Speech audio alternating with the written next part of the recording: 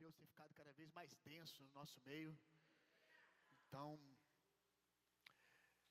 vai chegar uma hora que, diferente de semana passada, que eu cheguei aqui e não consegui pregar, vai ter dia que eu não vou conseguir chegar nem aqui, irmão. Meu Deus, que ambiente de adoração. Eu fiquei até me perguntando, será que é eu que estou nos dias mais quebrantado, com mais fome? Mas eu acho que não, porque eu olho para vocês, vocês também estão sendo tocados, amém? Meu Deus, que ambiente maravilhoso, como o Senhor tem sido bom conosco, irmão.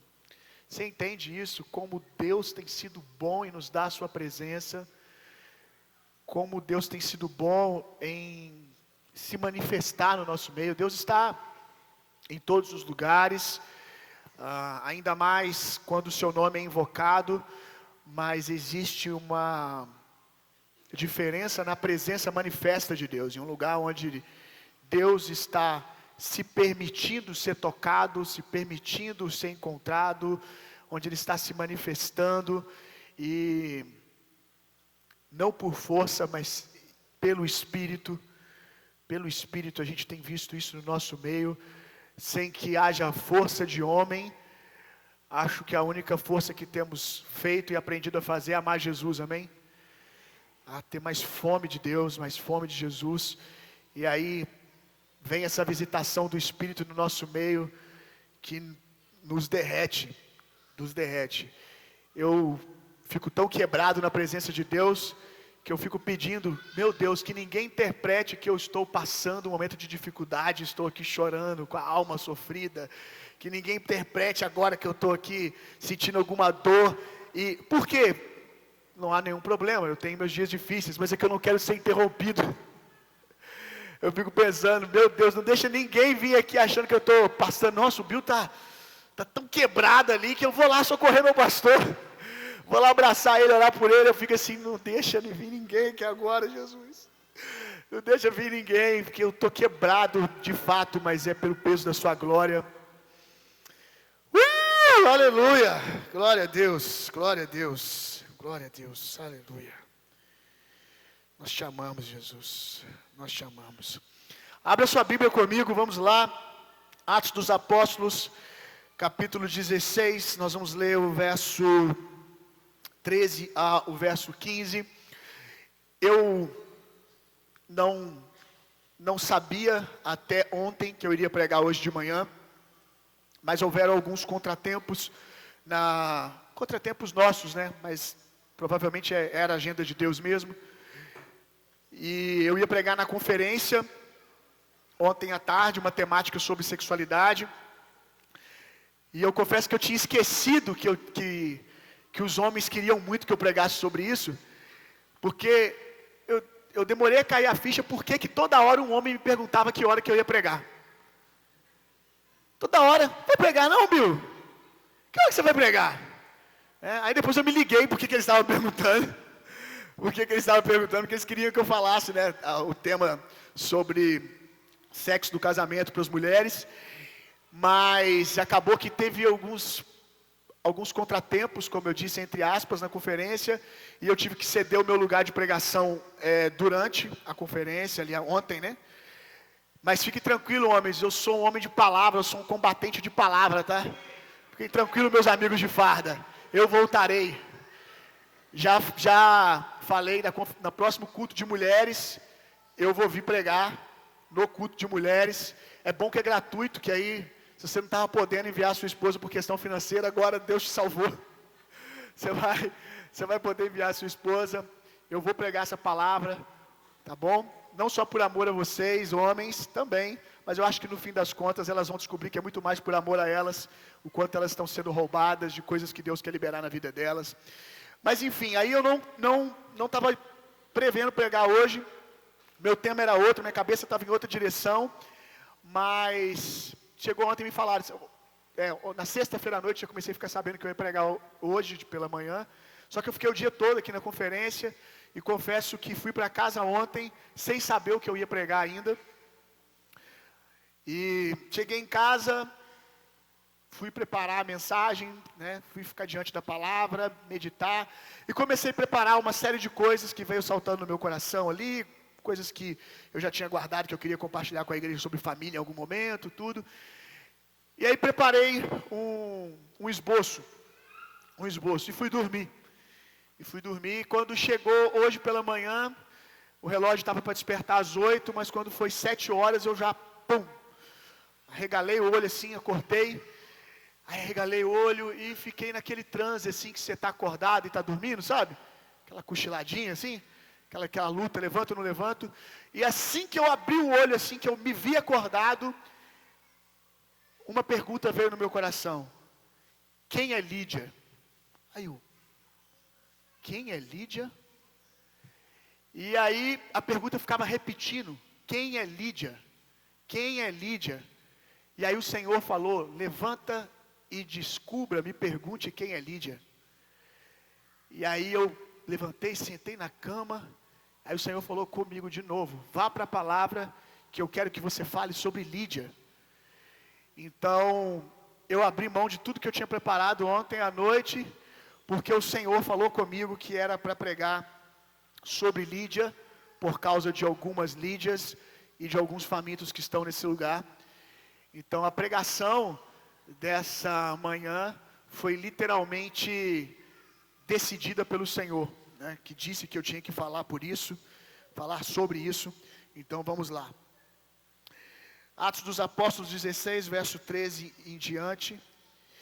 E no dia de sábado saímos fora das portas para a beira do rio, onde se costumava fazer orações, e assentando-nos falamos às mulheres que ali se ajuntaram.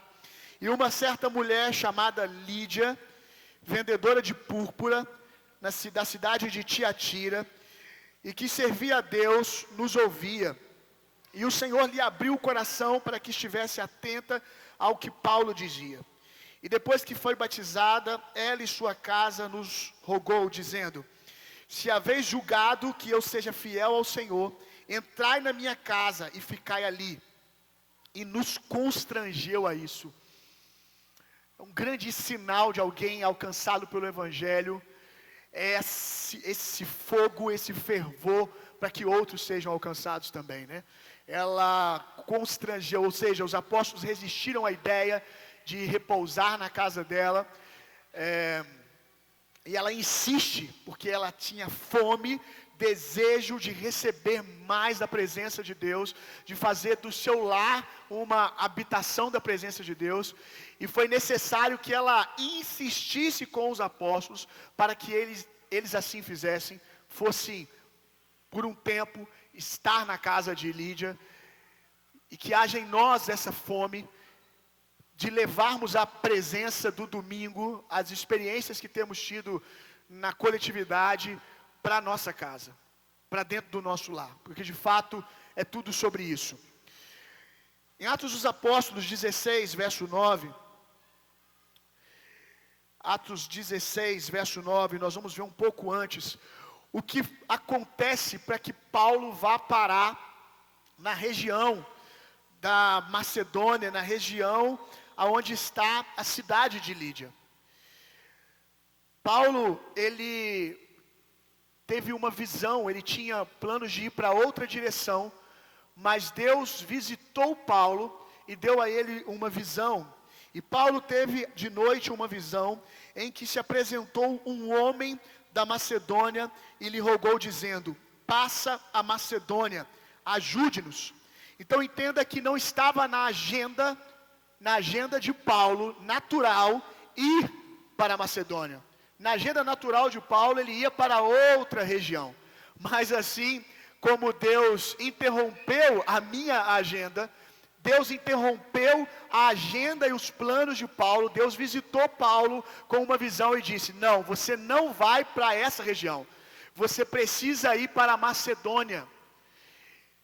E aí eu conheci esse texto, essa experiência de Paulo, obviamente, mas eu nunca tinha conectado as coisas. Eu não fazia ideia que Lídia foi a primeira pessoa que Paulo ganhou para Jesus depois de responder essa visão que ele teve. Deus manda ele para Macedônia para alcançar cidades. Mas você tem que entender que quando Deus olha para pessoas, na grande maioria das vezes ele vê cidades. Ele vê regiões inteiras sendo alcançadas. E Paulo vai para a Macedônia com o desafio de alcançar uma região. Mas antes de alcançar uma região, ele alcança uma pessoa chamada Lídia. Então, o quanto há de colheita por trás de uma pessoa. Não dá para nós mensurarmos as dezenas, centenas, milhares de pessoas que são impactadas quando alguém se encontra com o poder do Evangelho. Paulo, ele vai para encontrar uma região, e quando ele chega na região da Macedônia, a primeira experiência dele é com Lídia, que provavelmente foi o primeiro fruto do ministério de Paulo nessa região. Então eu quero te contar algumas coisas sobre Lídia. Lídia não era pastora, Lídia não era evangelista de título, né? Lídia não era uma pregadora, Lídia era alguém que tinha fome de Deus. Quando o texto vai falar que Lídia servia a Deus, algumas traduções dizem que ela era temente a Deus. Esse termo temente a Deus é o mesmo termo usado para Cornélio. Quem eram aqueles que eram tementes a Deus? Aqueles que flertavam com a fé judaica. Em que sentido flertavam? Eles consumiam a pregação da palavra judaica, eles viviam muitos valores e princípios do judaísmo, mas não se convertiam de fato ao ponto de circuncidarem e se denominarem judeus, por motivos diversos, né? Mas eles tinham Deus como seu único Senhor e Salvador, não a pessoa de Jesus. Eles não conheciam a pessoa de Jesus. Assim como um judeu que é monoteísta, adora somente a Deus, esses tementes a Deus eram aqueles que serviam a Deus à margem, né? Sem ter um compromisso com a religião judaica, mas praticavam isso no seu dia a dia. Isso parece muito com pessoas que ainda não tiveram encontro com Jesus, mas estão indo em direção a esse lugar, pessoas que têm fome de Deus, mas ainda não tiveram encontro com Jesus ainda. Então Lídia era isso. Quando diz que ela era uma serva de Deus, a tradução da maioria das Bíblias de vocês está temente a Deus, é disso que está dizendo. Ela não frequentava a sinagoga, até porque daqui a pouco você vai descobrir que não tinha sinagoga nessa região, mas ela tinha fome de Deus, ela tinha fome de conhecer a Deus. Então, se Lídia tinha um título, não era de ser rabino, não era de ser pregadora, não era de ser pastora. O título de Lídia pode-se dizer que ela era faminta pela presença de Deus. E nesses dias, ainda é o tipo de pessoa que Deus está procurando, meu irmão. Pessoas que têm fome e sede da sua presença. E se você tiver fome e sede da sua presença, você vai descobrir que a sua geografia é o seu ministério. É o seu ministério. Porque aqui, quando vai falar de Lídia, faz questão de dizer que Lídia era uma empreendedora. Lídia era uma empreendedora. Ela era uma comerciante de púrpura, que era um pano, uma tintura de pano na época, um pano de uma cor, de uma tintura muito específico e muito caro naqueles dias. Então, Lídia era provavelmente uma mulher muito próspera. O texto também vai deixar claro para nós que ela era líder da sua casa, líder do seu clã. Por quê? Porque quando ela se batiza, automaticamente todo mundo salta junto e se batiza. Mais ou menos como acontece na casa do carcereiro, né, que é alcançado, que as prisões tremem ali com os apóstolos lá dentro, e ele e a casa dele são alcançados. Era muito comum naquela época, e que seja assim hoje, é uma promessa de Jesus para nós e a nossa casa serviremos ao Senhor. Mas era comum naquela época que o líder do clã, quando ele se convertia, trocava de religião, toda a família ia junto, caminhava junto com aquele líder. Então Lídia era líder da família, o que quer dizer que provavelmente ela era ou viúva ou solteira. Ela liderava a sua família. Então, Lídia, quando tem uma experiência com Jesus, ela carrega a presença para dentro da sua casa. E Paulo, tendo podido começar nos lugares que tradicionalmente ele começava a alcançar cidades, ele alcança Lídia em um lugar de oração e um tipo de pessoa diferente. Você vai entender isso aqui, deixa eu pontuar isso aqui melhor.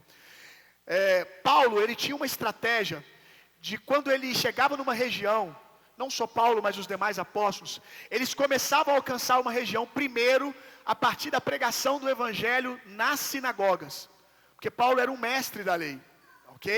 Então ele tinha entrada, apesar de ter se convertido, ele tinha a entrada religiosa para poder ensinar, para pregar dentro das sinagogas. Então Paulo, ele e os demais apóstolos chegavam numa região, o primeiro lugar que eles visitavam era o culto religioso dos judeus na sinagoga. Ali ia ter um momento de compartilhar a palavra. Quando chegasse na vez deles, eles iam começar a compartilhar lá do Velho Testamento, levando o entendimento dos judeus que o Messias já tinha vindo, que o Messias era Jesus. Porém, entretanto, para que se comece uma sinagoga, precisa no mínimo ter 10 homens judeus, para poder se começar uma pequena sinagoga. E essa região de Filipe, que é a região de Lídia, onde Lídia morava, essa região era uma região de gregos. Então, provavelmente, Lídia ia para esse lugar de oração, como nós lemos aqui no texto, era uma beira de um rio, que as mulheres iam para lá para orar, não só porque ela não podia ir até uma sinagoga, mas porque não tinha sinagoga. Então as mulheres iam para lá, as pessoas, quando queriam ouvir da palavra, iriam para lá, para poder ter uma experiência ouvindo a palavra, discutindo sobre as coisas da lei, discutindo sobre a palavra de Deus, porque não tinha sinagoga naquele lugar. Então perceba que aquilo que Paulo fazia antes não pode ser feito aqui, mas nem por causa disso o evangelho deixou de se manifestar. Pelo contrário, se inaugura algo que nós cremos que é aquilo que Deus de fato quer fazer na nova aliança. Começar a partir da rua, começar a partir de quem tem fome e sede da presença. Então Paulo começa não a partir de um rabino, não a partir de uma pastora, de um pastor, ele começa a partir de uma pessoa comum com fome, que era uma empresária. Se você tiver fome, o que Deus pode fazer através do lugar que você está hoje? E é tão poderoso isso, que além de toda uma região ser alcançada, a Macedônia, nós vamos ver lá em Filipenses capítulo 4, verso 10, abre aí. Que a partir, aqui é a região onde a igreja de Filipos, é a região onde Lídia estava, a cidade que Lídia estava, 4:10, Filipenses 4:10.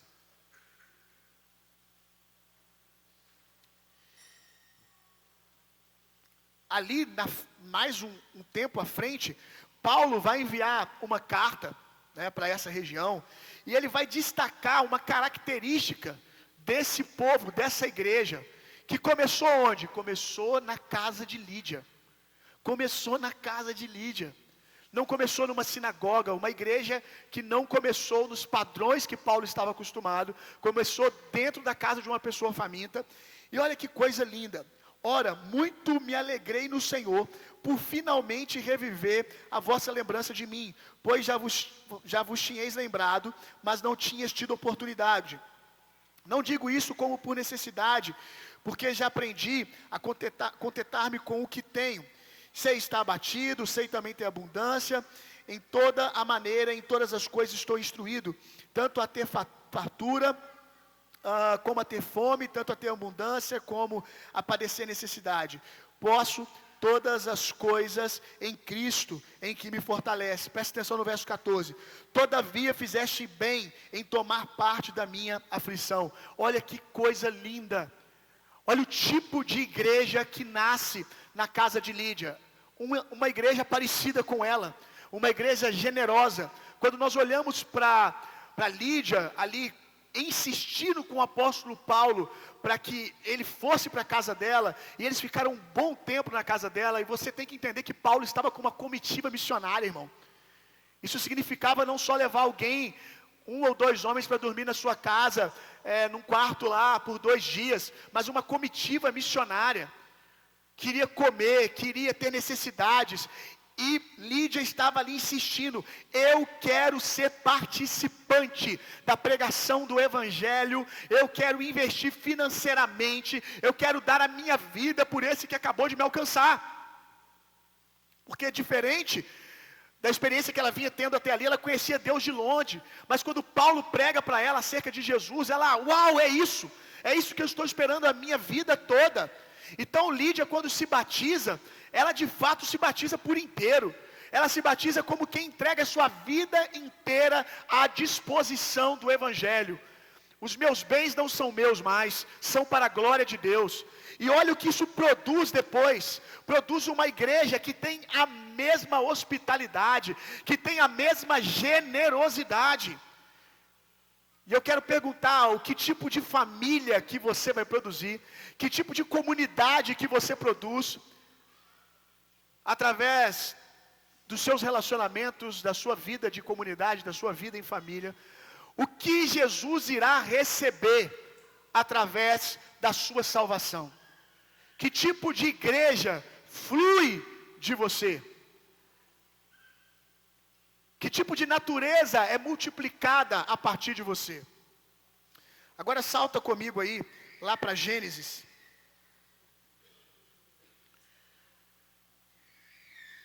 Capítulo 19.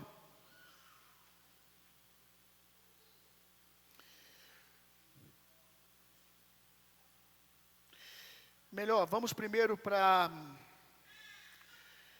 1 Crônicas, capítulo 13.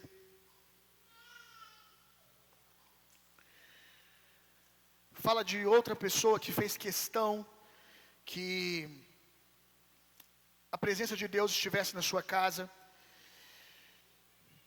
1 Crônicas, capítulo 13, nós vamos ler do verso 1 em diante. Quem encontrou, diga: eu amo a palavra de Deus.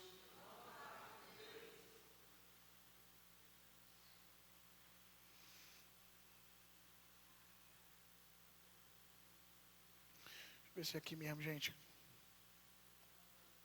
Acho que não, só um momento, vou achar aqui o texto que eu quero ler.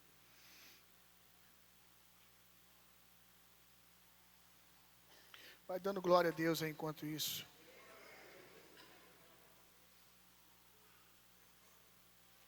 O tempo todo Deus é bom. Amém? A partir do verso 12, 1 Crônicas 13. É isso mesmo, estava no lugar certo. Isso mesmo, 1 Crônicas. Foi 13 que eu falei? Então tá certo. Então Davi, verso 5 em diante. Então Davi reuniu todo o povo de Israel, desde a fronteira do Egito, no sul, até a subida de Ramate, no norte, a fim de levarem a arca da aliança de Quiriate-Jearim para Jerusalém. Davi e o povo foram até a cidade de Balá, isto é, Quiriate-Jearim, do território da tribo de Judá, para tirar dali a arca da aliança de Deus, a qual tem o nome do Senhor que se assenta no seu trono acima dos querubins. Colocaram a arca em carro de bois novo e levaram embora da casa de Abinadab. Uzá e Aiô, que caso você não saiba, são filhos do sacerdote Abinadab, guiavam o carro de boi com a arca sobre. Então Davi e todo o povo começaram a dançar com todas as suas forças em louvor a Deus. Eles cantavam, tocavam instrumentos musicais, isto é, harpa, liras, tambores, pratos e trombetas. Quando chegaram ao campo de debulhar cereais, que pertencia a Quidom, os bois tropeçaram.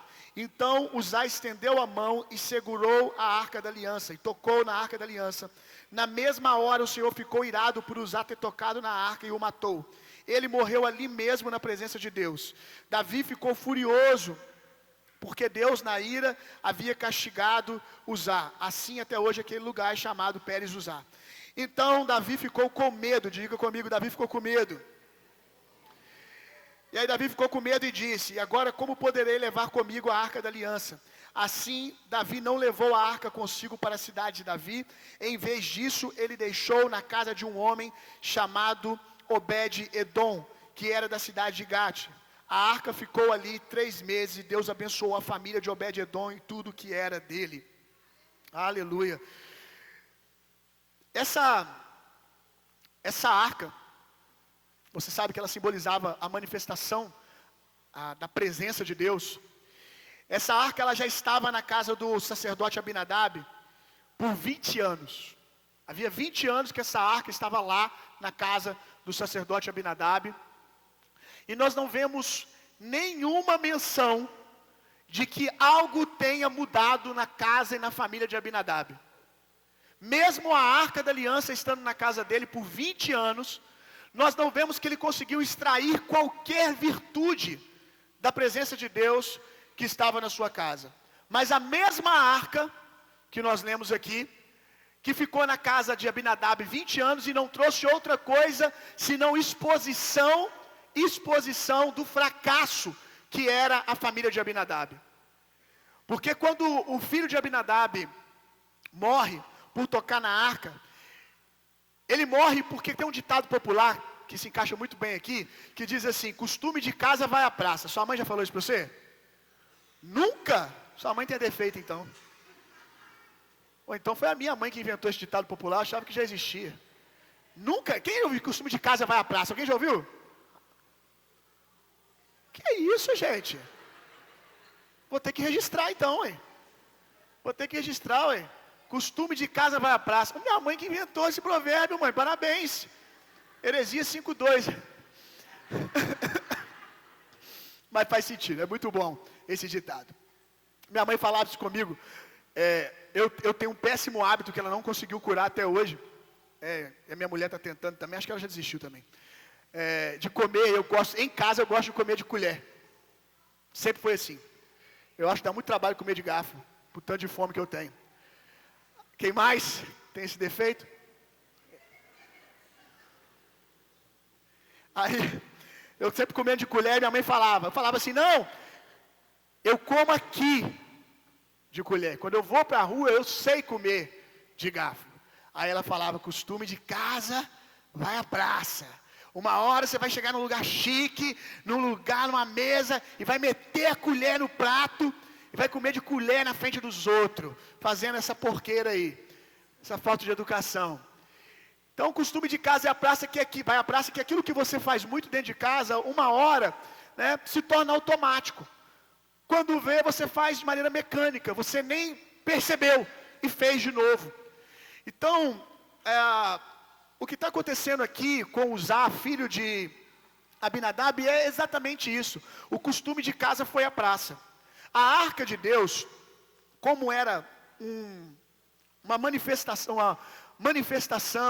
o lugar onde a presença de Deus habitava, era algo santíssimo, que tinha que ser tratado de tal maneira. Não pode ser tratado como um móvel qualquer da casa. Mas por vezes, alguns vão se acostumando tanto com a igreja, com as coisas santas, que vão se tornando mais um objeto na sua rotina. Mais alguma coisa dentro da sua casa, entendeu? Assim como você vai trabalhar, você vai à igreja também. É só isso. É só algo que faz parte da sua rotina. Por que eu estou dizendo isso? Porque esse jovem aqui, ele sabia que ele não podia tocar na arca de Deus dessa maneira. Que ele não podia tocar na presença de Deus. Aí você diz assim, poxa, mas estava caindo a arca. Ele sabia que mesmo a arca caindo, qualquer coisa que fosse que acontecesse, ele não tinha autorização para tocar na arca. Mas por que ele tocou? Porque provavelmente nesses 20 anos, eles tocaram diversas vezes. Aquilo que a gente olha assim e fala assim, nossa, que falta de misericórdia de Deus, né? Como é que pode, assim, uma vezinha que ele toca? Irmão, se você sabe, né, que tocar na arca indevidamente traz morte, você, a não ser que você esteja mecanicamente fazendo isso e não encontrando consequência, você não vai fazer isso tão rápido. Você não vai, a arca está caindo, botar a mão. Não, é algo que você pensa, vou ou não vou? Não vou. Não vou, e não tem, Uzá, ele não pensa. Quando a arca vai, ele já Por quê? Porque ele aprendeu a tratar a presença de Deus como algo comum. Ele se acostumou em ter a presença de Deus na casa dele como algo comum. E você tem que entender uma coisa: você nunca vai extrair o extraordinário daquilo que você trata como comum. 20 anos na casa de Abinadab, a única coisa que a glória de Deus fez foi expor, porque a luz de Deus é isso, expor a falência da casa de Abinadab, expor que Abinadab era um sacerdote só lá no templo, mas dentro de casa, o zelo que ele tinha com a presença lá no templo, obedecendo todas as regras, todos os cuidados com a presença de Deus, dentro de casa, não era a mesma coisa. E aí, quando a glória de Deus se manifesta, e aí, entenda que não...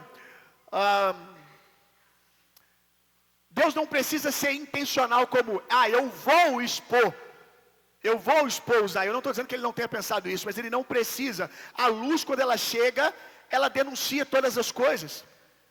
Então, quando a glória de Deus chega, ela vai expor o que é real. Então, se o que é real é uma vida mentirosa, é isso que a glória de Deus vai mostrar, porque ela é luz. Quando a luz chega, ela mostra o que está ali de fato. Se a casa está arrumada, ela vai mostrar a casa arrumada. Se a casa está bagunçada, ela vai mostrar a casa bagunçada. E foi exatamente isso que a luz de Deus fez. Porque durante 20 anos, eles trataram a presença de Deus de qualquer maneira. E nós percebemos que foi tratado de qualquer maneira, porque quando a mesma arca vai para outra família, em 3 meses, a vida de Obed-edom é transformada e tudo que é seu prospera. Porque diferente do relacionamento que Abinadab teve durante 20 anos com a arca, Obed-edom teve uma expectativa de que a presença de Deus poderia transformar sua vida para sempre. Como diz aquela canção, chance igual a essa talvez eu não tenha mais. Quando nós vamos aqui ler o texto no finalzinho, eu pedi até para você repetir comigo, diz que quando Davi vê que a arca matou Uzá, porque tocou indevidamente, Davi, ele diz o que o texto? Que Davi teve medo de levar a arca para sua casa. Por que de levar a arca com ele para sua cidade? Por que Davi teve medo? Por que Davi não pensou assim, não, vou levar para minha casa? Porque Davi, se tinha uma área da vida de Davi que era uma desordem, era a sua família. Se fez isso com a família do sacerdote, se o cara que é filho do sacerdote morreu, imagina eu. Imagina o que vai acontecer comigo. E aqui eu imagino, né? Davi pensando, é hoje que eu aproveito do fato de ser rei. Hoje que eu uso dessa posição. Alguém vai ficar com esse problema. E aí ele chama Obed-edom. Meu Deus, que cara incrível. Não há um momento que Obed-edom hesita. Não há um momento que ele diz assim, rei, pelo amor de Deus, tu não acabou de ver o que aconteceu, não? Pensa melhor. Deve ter mais alguém. Será que não tem outro que possa fazer isso hoje? Tem que ser eu. Não, deixa para a semana que vem. Deixa eu ir para casa primeiro. Não, porque Obed-edom já estava com a casa dele pronta para receber a presença de Deus. Obed-edom, ele vira para Davi e fala, é comigo mesmo. Sou eu mesmo. Eu quero essa presença na minha casa. A verdade é que tem muita gente que não quer uma vida de proximidade, muitas vezes com a comunidade, com a liderança da igreja, porque tem medo que as pessoas vejam o que de fato é. E você não deveria ter medo, porque a presença de Deus é uma oportunidade para te curar. A presença de Deus, se você tiver o coração certo, né, ela é a oportunidade para curar e colocar todas as coisas no lugar. E Obed-edom, ele entende isso. E ele, eu quero a presença na minha casa. Agora imagina só, isso aqui é Obed-edom, ele está aqui, ele viu um cara acabar de morrer fulminado na frente dele. E agora ele vai chegar em casa e vai falar para a mulher dele. Ele chega em casa e a mulher pergunta, e aí, como é que foi lá? A festinha lá da arca, a festa da romaria com a arca até Israel, até Jerusalém, até a cidade de Davi. Aí, Obed-edom vira para sua mulher e fala assim, então mulher, o negócio não foi muito bom não. Mas como assim não foi muito bom? Estava muito lindo, a gente estava soltando fogos, todo mundo dançando tal. De repente o boi trupicou, a arca foi caindo, você não sabe o que aconteceu. O filho do sacerdote, meteu a mão na arca. O que aconteceu com ele? Então, mulher, Morreu. Morreu fulminado. Aí ela, meu Deus do céu, esse negócio é perigoso, esse tal de arca, hein? Imagina a mulher dele. Nossa, esse negócio de arca é um perigo. O cara encostou e morreu na hora. Mulher, na hora, fulminado. E aí, mulher, o que aconteceu? Porque homem é assim, né? Homem vai, quando vai pedir alguma coisa que sabe que vai dar ruim, né? Faz toda uma introdução, né? Cheio de razões, vai construindo toda uma narrativa para quem sabe dar certo. Então, mulher, é o seguinte, você sabe que quando o rei fala, nós temos que obedecer, né? Você sabe que Davi, ele é uma bênção, mas não contraria ele não. Davi, quando viu aquilo acontecendo, Davi falou assim, alguém tem que ficar com essa arca. Aí a mulher pensou, é claro o homem que ele ficou na casa dele. Não, ele falou que na casa dele ele está com medo. Davi, aquele que, né, que as pessoas cantam, Saul matou 1000, mas Davi matou milhares. Davi, aquele que derruba gigante na pedrada, matador de gigante, guerreiro. Ele falou que está com medo desse negócio na casa dele, ele que não tem medo de gigante. Ele falou que na casa dele ele não pode colocar essa arca. Aí a mulher pergunta, né? E vai para a casa de quem? Então eu disse para Davi que pode colocar aqui, né? Imagina só, meu irmão. Imagina quanto que essa mulher teve que ser crente, irmão. Quanto que essa mulher teve que ser crente. E aí, quando, com certeza, ele falou, olha, a arca vai vir para cá. Eles tiveram uma conversa, vamos procurar o melhor lugar da casa. Porque chance igual a essa, como eu disse, talvez a gente não tenha mais. Vamos receber a presença de Deus com zelo no nosso meio. Mulher, o que pode acontecer com a nossa vida a partir de agora, porque nós temos a presença de Deus? E Obed-edom recebe essa arca na casa dele, e como você leu no texto, toda a família dele é impactada pela glória de Deus. Assim como Lídia lá atrás. 2 Samuel, capítulo 6, verso 11. Essa arca ficou na casa de Obed-edom por 3 meses, e tudo que ele tinha prosperou, irmão. Não só prosperou na alma, não. Não só prosperou na vida espiritual, não. Prosperou as terras de Obed-edom. As coisas floresceram. O gado dele se multiplicou. Ele foi abençoado em todas as esferas da sua vida. 2 Samuel 6,11. E ficou a arca do Senhor na casa de Obed-edom, o giteu, 3 meses. E abençoou o Senhor Obed-edom e toda a sua casa. Então avisaram a Davi dizendo, abençoou o Senhor a casa de Obed-edom e tudo quanto tem por causa da arca de Deus. Olha isso aqui. Imagina Davi ouvindo isso, irmão. Imagina Davi ouvindo, mas não estou entendendo nada. Não estou entendendo nada. Deu certo na casa de Obed-edom. Que cara incrível é esse? Ele tem a senha. Foi, pois, Davi trouxe a arca de Deus para cima da casa de Obed-edom, até a cidade de Davi, com alegria. Davi vai lá e pega a arca, depois que ele descobre que deu tudo certo. Obviamente que Davi também consultou os livros, descobriu que a glória de Deus não podia ser carregada em bois, em carroça, ela tinha que ser carregada no ombro dos homens. Davi consulta como a presença de Deus deve ser levada, que não é do jeito que ele quer, mas é do jeito que tem que ser, do jeito que Deus estabeleceu. E aí ele descobre também que a casa de Obed-edom está sendo abençoada. Ele falou assim, agora é a hora, a gente já sabe como, já vimos que é a hora. Tira a arca da casa de Obed-edom. Quando ele tira a arca da casa de Obed-edom, uma curiosidade para você, a pergunta agora é, o que Obed-edom vai fazer da sua vida? O que ele vai fazer da sua vida? Porque tudo foi transformado, tudo prosperou, mas a arca está sendo tirada. Obed-edom tinha a opção agora de ficar com as terras dele, de ficar com a vida abençoada que ele recebeu, que Deus deu a ele, porque Deus é Deus que abençoa os seus, Deus é presenteador daqueles que o buscam. Mas Obed-edom, a Bíblia vai nos dizer que Obed-edom ele se muda. Olha isso aqui, irmão. Obed-edom ele se muda junto com a arca para a cidade de Davi. Ao invés dele ficar com tudo aquilo que a presença fez por ele lá, usufruindo, ele passou tanto tempo diante da presença de Deus, que ele disse, Vou parafrasear, todas as coisas que o Senhor fez são maravilhosas, mas nada se compara à sua presença. E Ele está dizendo para nós também, olha, eu não sou idiota, o segredo é a presença estar. Tudo que eu tenho hoje é que a presença está aqui. Quando a presença for retirada, vai ser uma questão de tempo, todas essas coisas vão se dissipar. Então eu quero estar onde a presença de Deus está. Obed-edom, ele se muda, e ele vai se tornar um dos cantores, dos músicos, que Davi vai escolher para adorar a Deus diante da arca. Ou seja, depois de ter essa arca na vida dele por 3 meses, ele não reconhece mais a condição de ter a vida que ele tinha antes.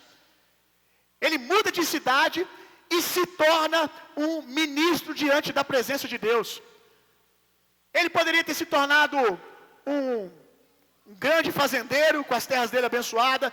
Ele poderia se tornar muitas coisas, mas ele decide: eu não consigo viver essa presença. É mais ou menos quando Pedro disse para Jesus: para onde eu irei se só tu tens palavra de vida eterna?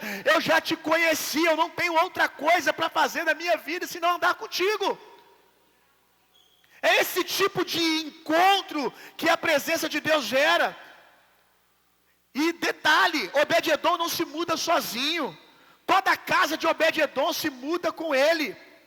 Agora, a família de Obed-edom, onde a presença de Deus está, eles estão juntos. E tudo que a gente está vivendo aqui não é sobre você, é geracional. É sobre para onde Deus quer conduzir os seus filhos.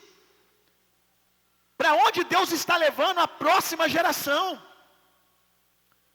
Se Obed-edom teve uma experiência maravilhosa de ter a arca na casa dele por 3 meses, ele vai dar aos filhos dele um nível mais alto. Eles serão ministros constantemente diante da arca do Senhor.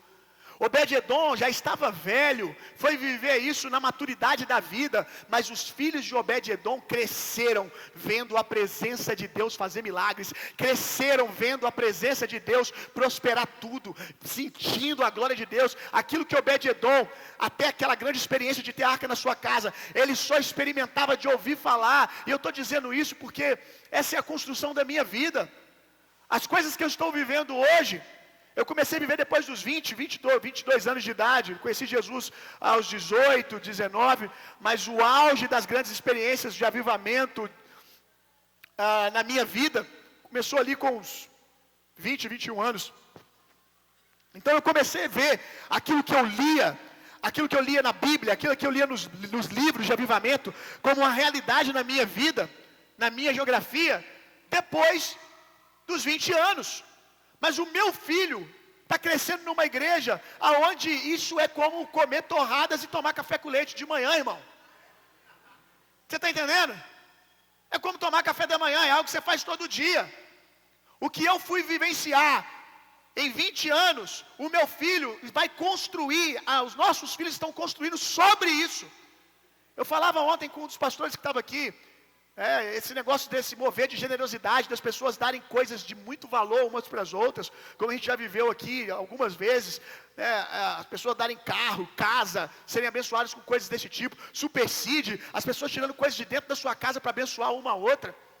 Você tem uma ideia, isso é um impacto tão grande que essa semana meu filho chegou do colégio e entrou no carro e falou assim: pai, acho que era, eu não sei quem que é o amiguinho dele, fulano, Joãozinho, exemplo.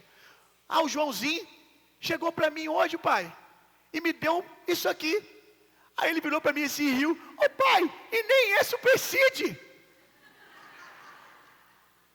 Olha que loucura. Tem quantos meses lá em casa que a gente não fala de supersídio? Como é que ele decorou?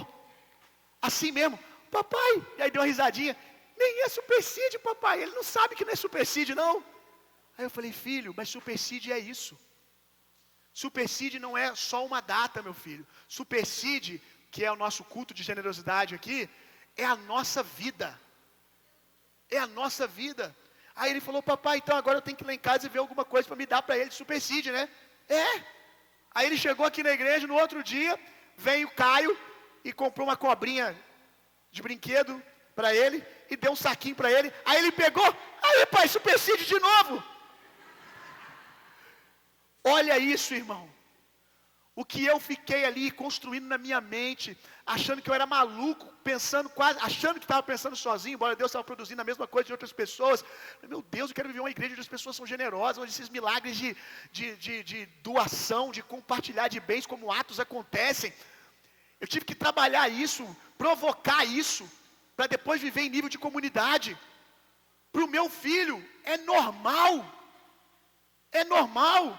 Ele andou 2 anos a pé comigo, com a mãe dele, a pé não, de Uber comigo, com a mãe dele, porque a gente deu o nosso carro.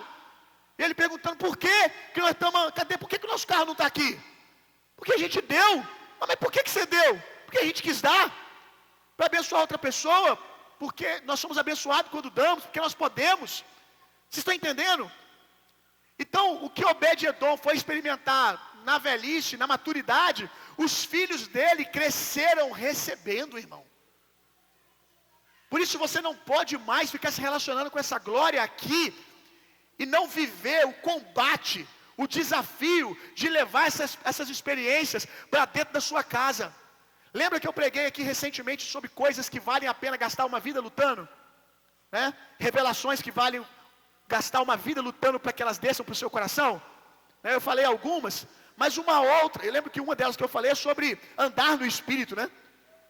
Vale a pena gastar tempo, ainda que você passe anos para conseguir entender por revelação o que é andar no Espírito o tempo todo. Não ter essa dicotomia, agora eu estou na igreja, eu sou cristão espiritual, agora eu estou no trabalho, eu sou cristão, mas aqui não cabe espiritualidade. Aqui as regras são outras. Alguns perguntam, né? Qual que é a prioridade, Bill?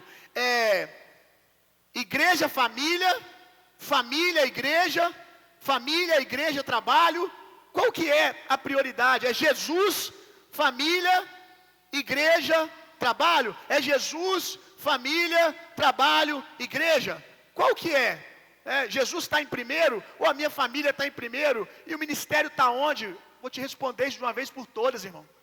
Não tem esse negócio de Jesus ou, é Jesus e. É Jesus e família. É Jesus e igreja. É Jesus e trabalho. E tudo isso é o meu ministério. Vamos lá? É Jesus e família. É Jesus e igreja. É Jesus e trabalho. E o que é o ministério? Porque daí vem essa pergunta. Qual que é a prioridade do meu ministério? Você não entendeu até hoje, eu estou pregando isso há anos. O que é ministério? Tudo aquilo que você faz para a glória de Deus. Você deveria fazer tudo para a glória de Deus. Então tudo é o seu ministério. E o seu ministério tem expressões diferentes. Que é a geografia do trabalho, que é o vizinho. O ID acontece indo. Tudo é, no final das contas, o seu ministério. Porque ministério, o que é ser ministro? Trabalhar para Deus.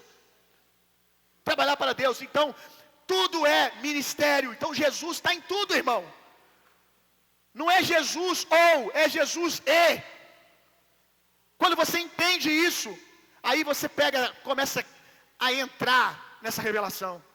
Que eu sei que no nível da mente a maioria aqui já entendeu, mas no nível da prática ainda não tem enraizado na sua vida ainda. Você ainda flerta, será que agora tem que trabalhar? Nossa, eu queria ficar na presença, a gente não conseguiu ainda carregar. Sabe? Ficar entranhado na presença ao ponto de a nossa família ser esse lugar da presença. Ser esse lugar da habitação da presença. E não é só a presença, eu e minha casa servem ao Senhor, eu sei disso, amém, glória a Deus, eu creio na palavra. Não, é sobre experienciar isso, irmão.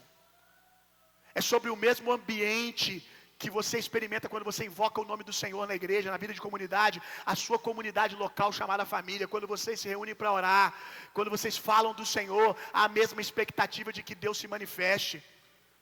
Quantos estão entendendo o que eu estou dizendo aqui? Então, viu, mas eu já tentei e não consigo. Não pare de tentar, não. Essa é uma briga que vale a pena lutar. Porque você vai ver que o dia que você e a sua mulher e os seus filhos não mais ficarem flertando, ora são amigos, ora são inimigos. O dia que vocês entenderem que vocês são uma célula de multiplicação do reino de Deus, o dia que vocês entenderem que vocês são lugar da habitação de Deus, meu irmão, ninguém para você. no dia que a sua casa fizer isso aqui, ó, com a presença, encaixar, meu amigo, aleluia, a terra está para ver ainda o que Deus vai fazer, meu irmão. Porque o avivamento desses dias é sobre isso. Quando Nicodemos vai, semana passada a gente falou sobre isso, Nicodemos vai levantar os muros da cidade caída de Jerusalém. Ele vai fazer o seguinte, ele bota famílias responsáveis por cada lugar de fragilidade do muro. E ele consegue em 50 dias levantar o mais, 52, 54, alguma coisa assim, um recorde, um milagre. Ele construiu o muro da cidade de Jerusalém, que há anos estava tentando ser construído e ninguém conseguia. Ele conseguiu em 50 dias construir o muro. Por quê? Porque ele plantou no coração das pessoas que é sobre a sua família isso aqui, irmão. É sobre a sua família. Quando você entender que isso aqui que a gente está construindo é sobre a sua família, aí eu quero ver se você não vai botar o seu recurso, se você não vai botar o seu tempo, se você não vai botar suas orações. Quando você entender que o que Deus está fazendo é sobre a sua família, quando Deus fala de tocar as áreas da medicina, as áreas da educação, de transformar uma cidade, é sobre a sua família. Quando a gente entender isso, a gente vai poder ter esse engajamento. Mas a gente não entendeu ainda nem coisas básicas do dia a dia dentro de casa. A gente está brigando por coisas idiotas ainda, por coisas banais, ao invés de Deus poder sentar com a gente e discutir coisas que nós vamos construir juntos pelo reino. Tem uma frase que não é minha, mas é uma grande verdade. Se você quer causar uma revolução no mundo hoje, se você quer causar um verdadeiro impacto no mundo hoje, tenha uma família. Mas não é uma família, eu sou um homem casado com uma mulher e tenho 2 filhos. Tenha uma família segundo os valores do reino de Deus.Ha uma família onde a glória de Deus habita. Esse é o maior ato revolucionário de resistência, porque o ataque do diabo nesses dias, como nunca, é contra essa instituição chamada família. Então tudo que Deus está procurando é uma família que Ele possa colocar no muro. Mas não pode ficar no muro, e aqui é para olhar o muro, enquanto os outros estão trabalhando, olhando o muro, reconstruindo o muro. Mas ao invés de tomar conta do muro, a gente está aqui brigando, discutindo coisa banal. Aí o inimigo está entrando. Porque vocês estão discutindo coisa idiota. Até hoje. Então nós precisamos entrar nesse lugar. 1 Crônicas 26:8. Eu já estou terminando.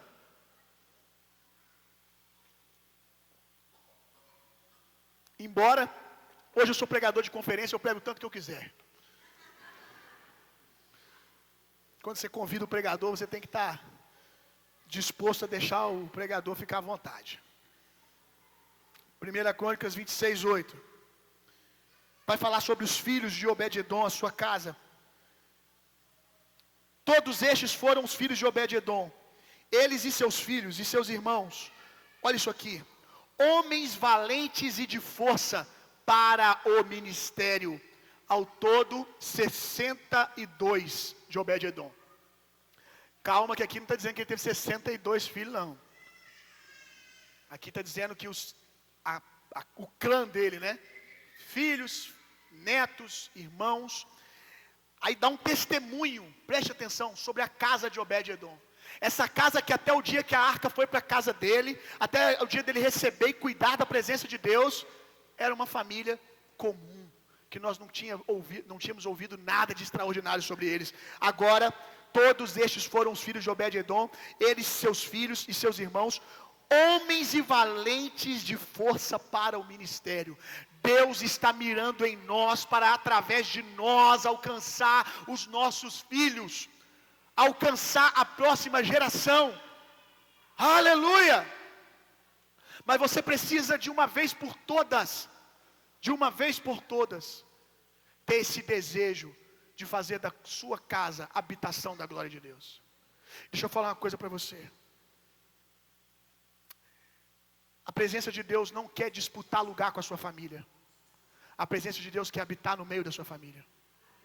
As coisas de Deus não querem militar contra a sua família. Deus não quer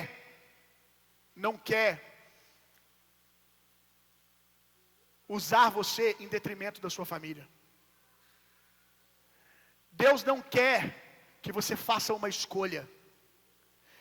Minha família ou ministério? Deus quer que você entenda de uma vez por todas que uma coisa é impossível de ser exercida sem a outra. perdeu a sua família, você perdeu tudo. O apóstolo Paulo fala que se você não sabe administrar a sua casa, se você não é um bom governante da sua casa, você não é apto para governar as coisas de Deus. O seminário de Deus é a família. É ali que Deus... Então é por isso que é tão difícil, porque Deus está treinando você para coisas grandiosas. E Ele está usando a sua casa para isso. Você não tem que escolher. Rapidamente, abra sua Bíblia comigo. Para ganhar tempo eu não vou ler. Deixa eu ver aqui. Gênesis 19, 1. Só abre aí rapidinho, eu vou achar só um texto para nós lermos para te situar. Só um versículo. Gênesis 19, 1. Vai contar uma história para nós muito interessante.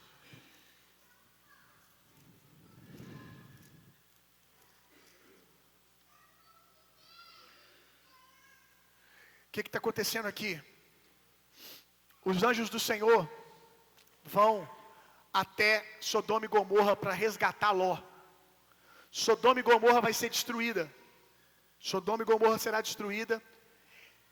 E o Senhor vai até a casa, envia anjos, né?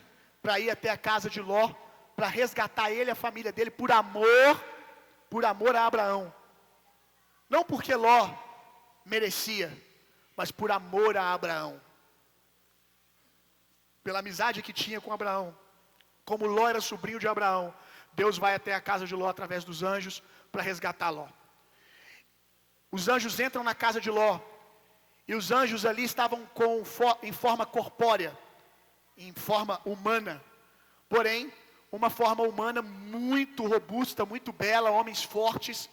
E Sodoma e Gomorra viviam um nível de promiscuidade tão grande, que quando os moradores de Sodoma e Gomorra viram aqueles homens belos, fortes, celestiais, entrarem na casa de Ló, eles foram para a porta e eles queriam que Ló botasse os homens para fora, para que eles abusassem, tivessem relação sexual com aqueles homens. Olha o nível de perversidão dessa cidade. Era esse o contexto que Sodoma e Gomorra vivia. E aí esses homens estão pressionando a porta, dizendo: libera esses homens para nós queremos nos deitar com eles, nós queremos abusar deles, tal. E aí Ló tem a brilhante ideia. Olha a ideia de Ló para resolver o problema. Verso 7. Por favor, meus amigos, não cometam esse crime. Prestem atenção. Eu tenho 2 filhas que ainda são virgens. Vou trazê-las aqui fora para vocês. Faça com elas o que quiserem, mas não façam nada com esses homens, pois são os meus hóspedes e tenho o dever de protegê-los. Olha a ideia de Ló.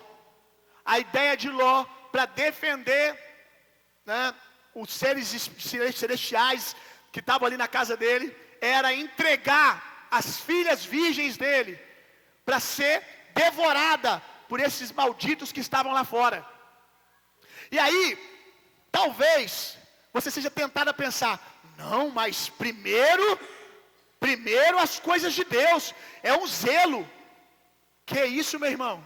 Se você pensa isso, você é o mesmo tipo de pessoa que perde a sua família em nome do seu ministério. O que tem de gente empurrando a família para o abismo, empurrando a família para morrer, porque, segundo ele, precisa fazer a obra de Deus, precisa viver o sonho da performance de ser chamado pastor, de ser reconhecido na igreja, ainda que isso custe a minha família, vale a pena para alcançar os meus objetivos. Talvez você olhe para Ló e fale: que absurdo! Mas se você tiver um pouquinho de cuidado e atenção, você pode olhar para a sua vida e ver que você já fez coisas parecidas. Que você, em nome de ter algo, uma relevância, uma vaidade no reino de Deus, já pensou ou já abriu mão da sua família. E Deus não quer disputar lugar com a sua família. Deus quer fazer a partir da sua família. E aqui no findar da história, os anjos interrompem Ló. Que loucura! E os anjos manifestam poder e todos aqueles homens que estavam na porta ali sacudindo, querendo entrar, ficam cegos. Ficam cegos de tal maneira que não conseguem achar nem a porta da casa de Ló.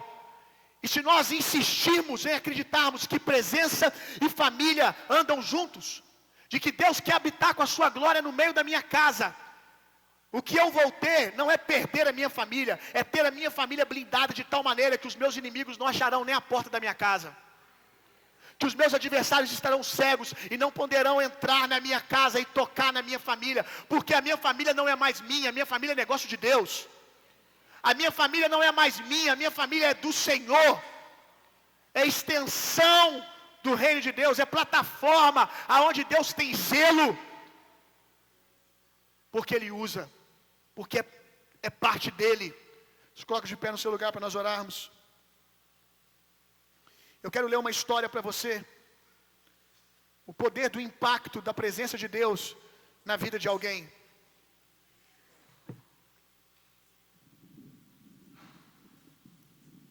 E eu louvo a Deus pelas Lídias que estão aqui.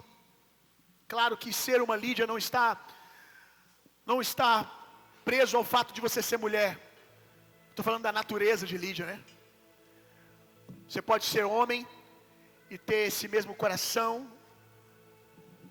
essa mesma disposição de fazer da sua casa lugar da habitação de Deus, de querer a partir da sua casa mudar a vida de pessoas, abençoar pessoas.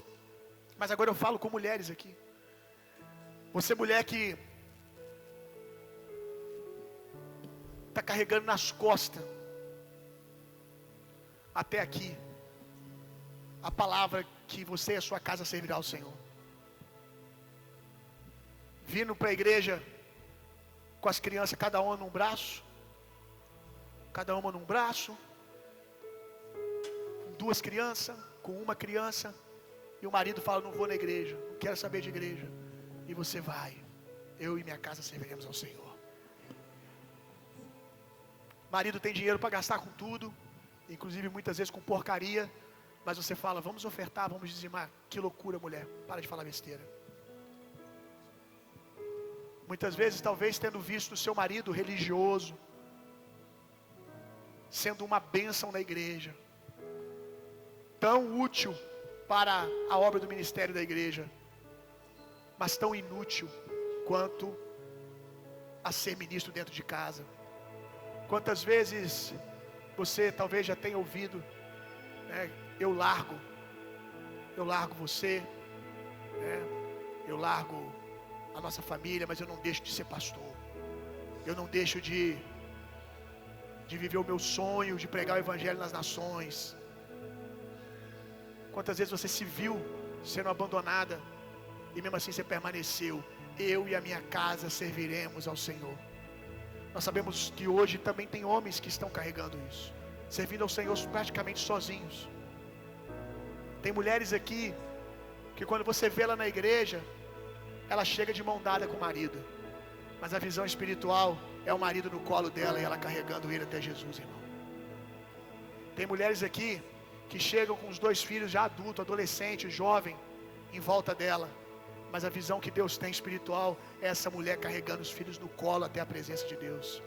São verdadeiras Lídias. Que Deus derrame hoje um bálsamo de cura sobre você, de força. A palavra vai se cumprir. Você vai ver toda a sua casa servindo ao Senhor. Talvez você hoje está vivendo esse conflito que eu estou falando, de não estar.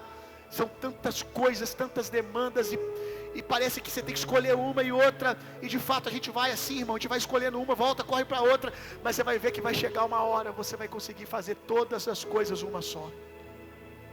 Todas as coisas será uma só. Andar com Jesus. Andar com Jesus na família, andar com Jesus no trabalho, andar com Jesus na faculdade. A outra opção de não viver esse conflito é escolher.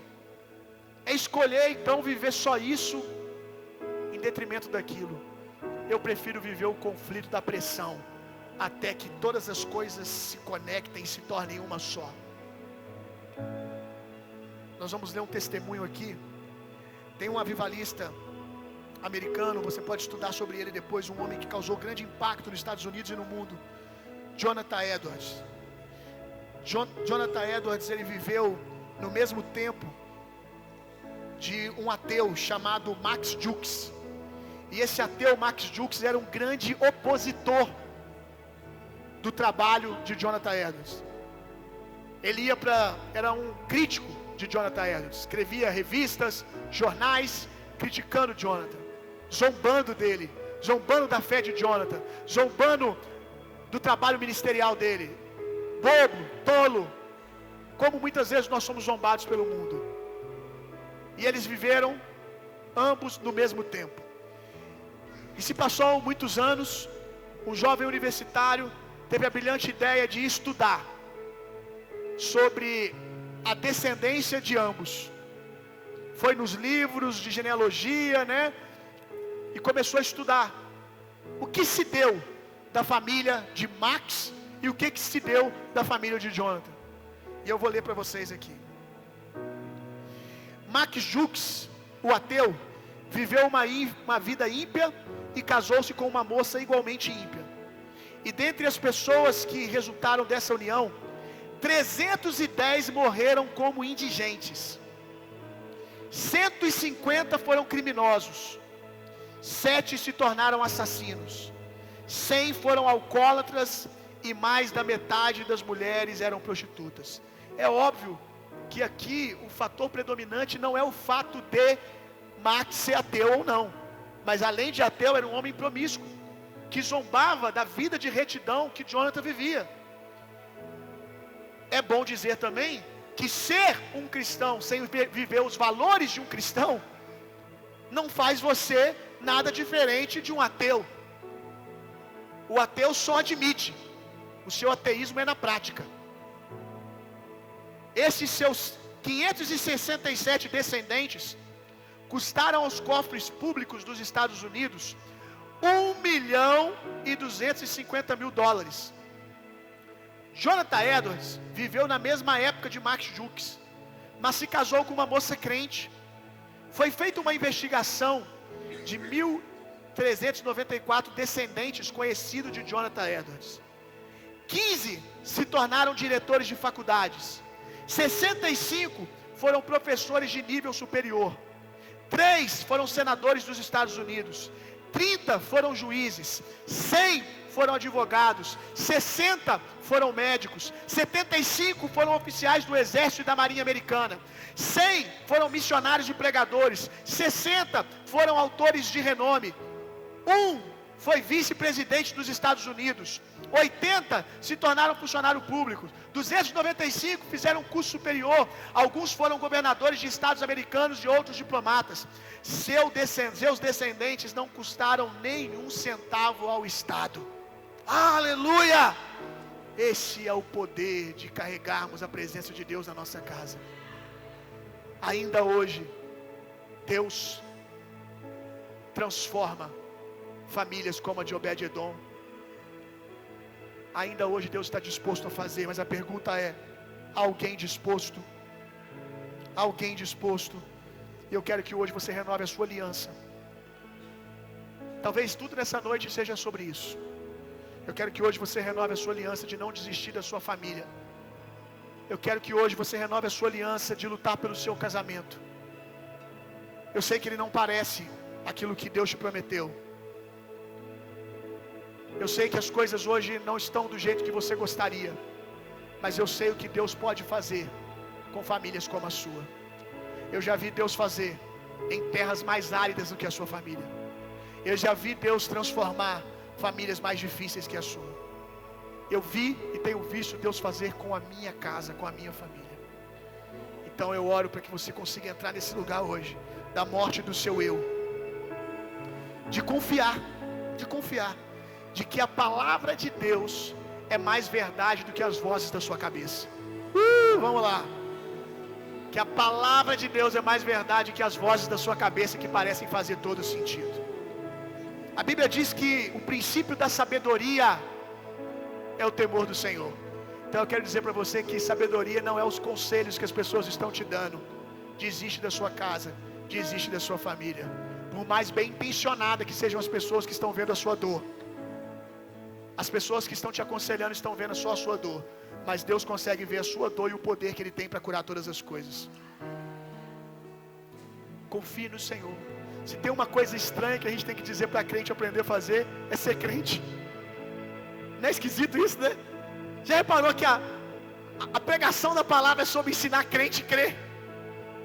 É sobre lembrar crente que ele é crente, que ele precisa crer na palavra de Deus, que ele precisa crer que se está escrito é verdade. Se está escrito é verdade. Se Deus disse, Ele pode fazer, irmão.